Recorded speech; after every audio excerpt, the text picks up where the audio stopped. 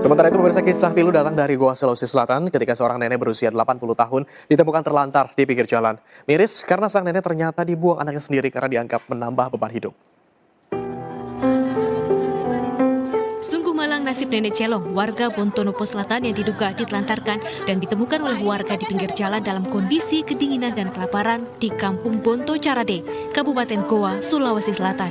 Saat pertama kali ditemukan warga, nenek ini pun terus menangis dengan kondisi mulai lemah akibat kelaparan dan terpaksa dibawa ke balai rumah warga.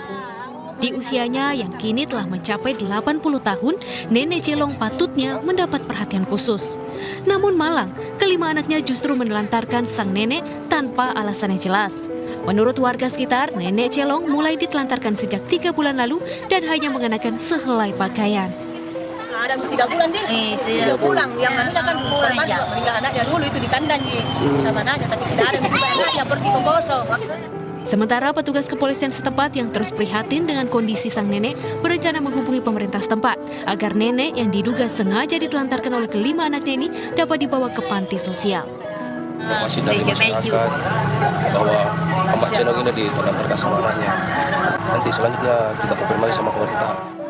Kini sang nenek hidup dalam kondisi memprihatinkan dan terpaksa tidur di depan rumah warga serta berharap makan dari belas kasihan warga sekitarnya.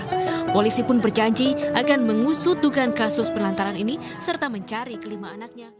Kekerasan terhadap lansia pada umumnya mengacu pada salah satu tindakan dari beberapa bentuk penganiayaan dari seseorang yang memiliki hubungan terhadap lansia tersebut.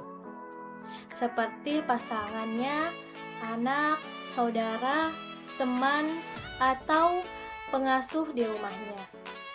Tindakan kekerasan di Indonesia pada lansia cukup kompleks, mulai dari kekerasan emosional, kekerasan seksual, kekerasan finansial, kekerasan fisik, dan masalah penolakan atau pengabaian dari keluarga terhadap langkah penting untuk memperkuat layanan lansia agar lebih produktif.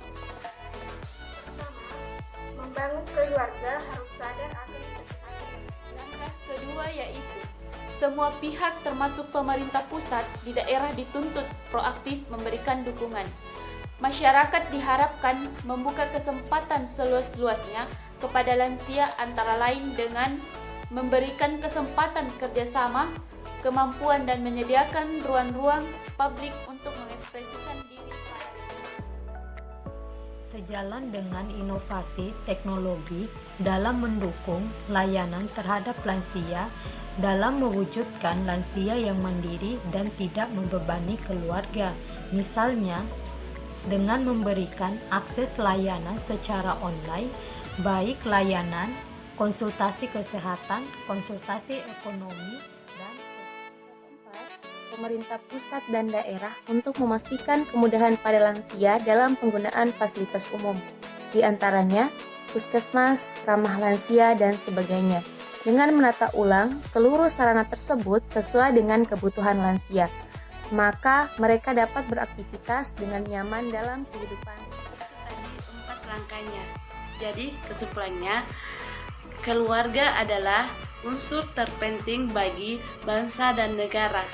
Dari keluarga kita bisa berharap mewujudkan lansia yang sehat dan aktif. Stop kekerasan pada lansia. Stop kekerasan pada lansia.